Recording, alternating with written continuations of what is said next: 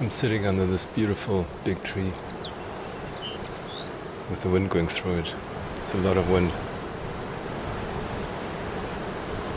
And leaving Logroño this morning on a beautiful sunny day, and the sun bathed the city in low-angle sun rays. And I could start to see the first street signs for Burgos, which is about 1/3 of the way. But it's still quite a way out. It just feels so good to be using my body the way it was intended. I always say my body is, if Dua Lipa, the way Dua Lipa says it. I don't know, my body, I don't know. Dua, it's Dua.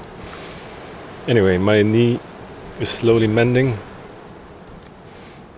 and I vowed to never take this experience for granted, because it was quite the shot to the bow. It just feels good to walk. Ironically, the knee starts hurting when I sit down for a while and then start walking again. Maybe that just means that I need to stay in motion. Last night I had a serendipitous encounter with Moon, a Korean PhD, who's walking the Camino between academia and a job he's starting in robotics. And he said he didn't have a bed for the night, so I offered him the spare that I had in my apartment. And it's just one of those encounters that you have on the Camino that are random and great for both parties involved. And then we went downtown Logroño,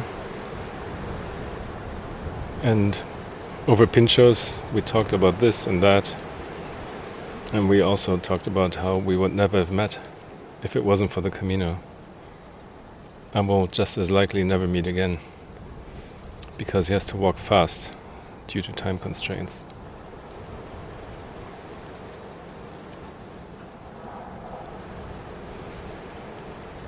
Capturing selfies provokes a weird self-consciousness within me,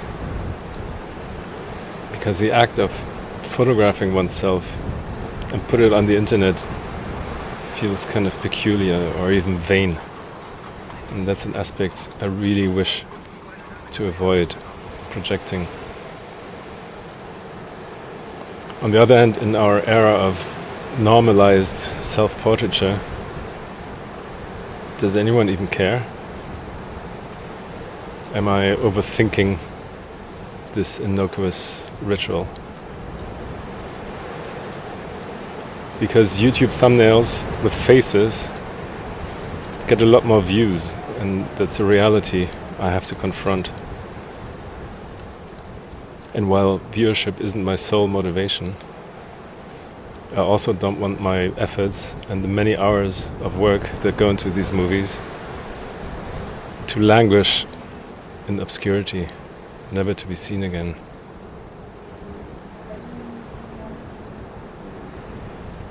So perhaps incorporating my face occasionally could create a deeper connection with viewers, a humanized voice behind the videos. Since you always hear me, but you rarely see me. And anyway, am I not stealing my soul when I take my own picture? How does that work? I deeply appreciate your thoughtful comments. Reading and responding to them is the least I can do when you take the time to write them. But balancing the editing process with long walking days, it's possible that I occasionally miss a response. Also, YouTube's comment section is in disarray, and that doesn't help. It's quite a mess. But anyway, I'm reading them all, so thank you for that. If you like more of this, follow, maybe give me a thumbs up, and come walk along with me on the Camino.